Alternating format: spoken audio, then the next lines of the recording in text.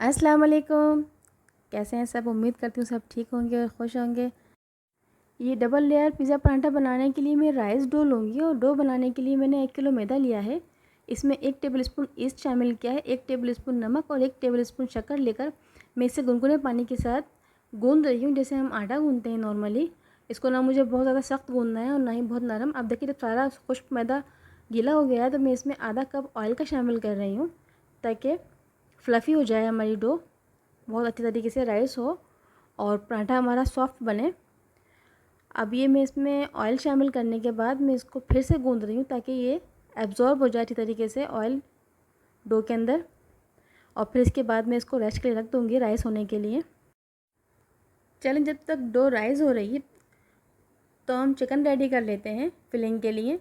ये एक पैन में मैंने 1 टेबलस्पून ऑयल शामिल किया है और इसमें मैंने बोनलेस चिकन डाला है। 1 टीस्पून पिसी हुई मिर्च शामिल की है, हाफ़ टी स्पून लहसुन का पाउडर शामिल किया है और हाफ़ टी स्पून अदरक का पाउडर शामिल किया है और 1 टीस्पून पिसा हुआ ज़ीरा शामिल किया है मैंने इसमें और 1 टीस्पून मैंने इसमें नमक शामिल किया है।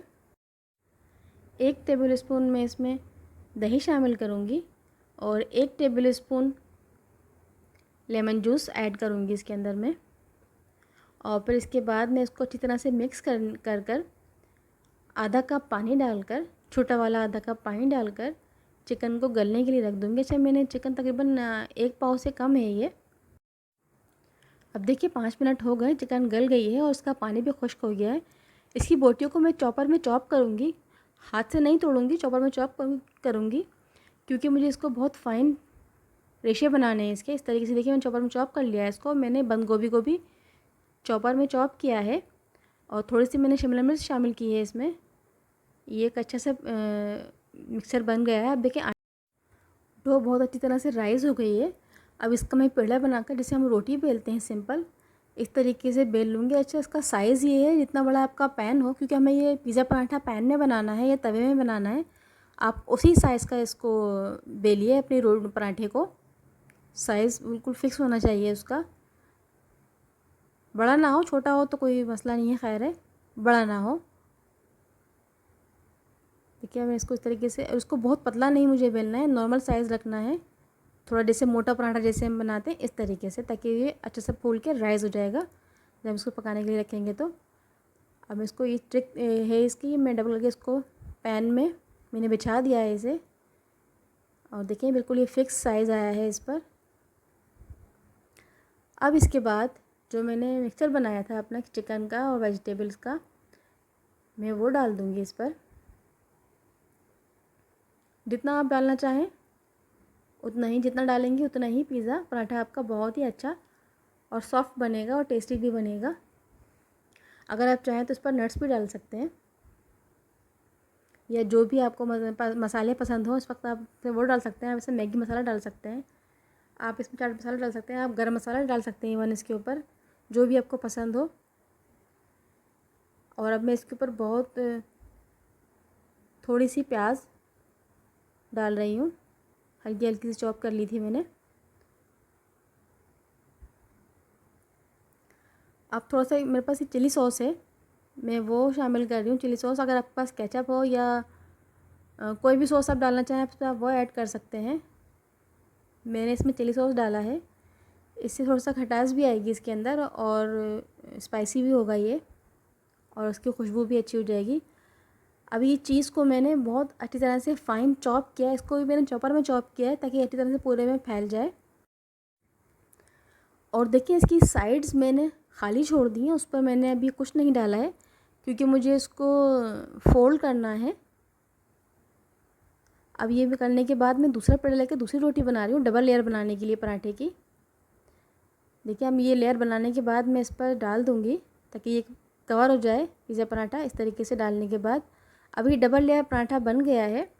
अब ये ट्रिक ये है कि और बहुत ही सिंपल है, कोई इतना मुश्किल नहीं है, बस आप एक चुटकी से लेके उसको अपने हाथ को ट्विस्ट करें और इस तरीके से उसको घुमाएंगे आप तो जैसे हम गुजिया बनाते हैं या इस टाइप की प्लेट्स डालें इसके अंदर, जैसे मैं डाल रही हूँ। बहुत ही रफली डाल रही हूँ, बहुत जल्दी बहुत इजी बन जाती हैं, बस ये इसको बंद करना है। ये प्लेट्स डालने से ये होगा कि ये खुलेगा नहीं, जब इसको हम पलटेंगे ये देखिए ये बन गया है पूरी तरीके से। अब मैंने ये अंडे की जर्दी ली है, इसको मैंने फेंट लिया। इसमें मैंने हाफ़ टी स्पून कुटी हुई मिर्च शामिल की है। इसको मैं ब्रश की मदद से इस पर लगा रही हूँ जर्दी को, अंडे की, ताकि कलर अच्छा आ जाए इसका और लुक भी काफ़ी अच्छा आएगा इससे। देखिए अब मैं इसको गैस पर रख दूँगी। थोड़ी सी मैंने इसमें कलौंजी डाली है ऊपर से लुक देने के लिए। अगर आप चाहें तो इसमें सफ़ेद तिल भी डाल सकते हैं। अब मैं इसको स्लो चूल्हे पर रख रही हूँ। उससे पहले मैं इसमें साइडों में घी डाल रही हूँ उसके। देखिए इस तरीके से साइडों से आप घी डालेंगे तो फिर ये खुद ब खुद ये जब मेल्ट होगा तो ये नीचे चला जाएगा पैन के बेस में और पराठे पे काफ़ी अच्छा कलर आ जाएगा। अब मैं इसको ढक रही हूँ कैप के साथ। 5 मिनट के लिए मैं इसको ऐसे छोड़ूंगी ताकि अंदर तक से पक जाए, कच्चा ना रहे। 5 मिनट के बाद फिर मैं इसे चेक करूँगी। अगर नीचे से ये कलर आ चुका होगा तो फिर मैं इसको पलट दूँगी। देखिए पराठा नीचे से अच्छी तरह से क्रिस्पी हो चुका है और कलर भी आ गया है इसका। तो इसको हम पलट देंगे। 2 स्पून की मदद से पलटेंगे ज़्यादा अच्छा है। अगर हम प्लेट वाली ट्रिक भी इस्तेमाल कर सकते हैं, लेकिन अभी हम वो इसलिए यूज़ नहीं कर रहे हैं क्योंकि पैन के अंदर घी है।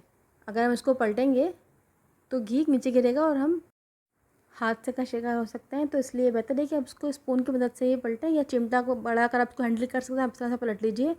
अब मैं थोड़ा सा घी इसमें और ऐड कर रही हूँ ताकि अंदर से नीचे से क्रिस्पी हो जाए पराठा, ये वाली साइड भी। अब ट्विस्ट कर लिया मैंने इसको, देखें। और फिर मैंने इसको फिर कवर कर दिया 5 मिनट के लिए ताकि ये सब इसका अच्छी तरह से पक जाए। और बहुत ही प्यारी खुशबू इसकी आ रही है, बहुत ही यमी लुक लग रहा है, क्रिस्पी भी बहुत है ये। अब देखिए रेडी है। इसको मैं अब डिश में निकालने लगी हूँ। वही ट्रिक है प्लेट में, अब क्योंकि पैन में घी नहीं है, घी सारा इसने पी लिया है। अब इसकी देखिए मैंने डिश को लेकर ऐसे पलटा है, उलट दूँगी तो ये सीधी साइड हमारी डिश में आ जाएगी। ये देखिए वाह माशाल्लाह, बहुत बहुत यम्मी लुक आई है इसकी और खुशबू तो बहुत ही लाजवाब आ रही है। तो बस जी इसे बनाइए और मुझे दुआओं में याद रखिए, कमेंट में ज़रूर बताइए कि ये कैसा लगा। अगर चैनल सब्सक्राइब नहीं किया तो प्लीज़ सब्सक्राइब कर लीजिए। खुश रहिए, अल्लाह ताला हमेशा आपके रिज़्क़ में दस्तरख़्वान में बरकत दे। अल्लाह हाफ़िज़।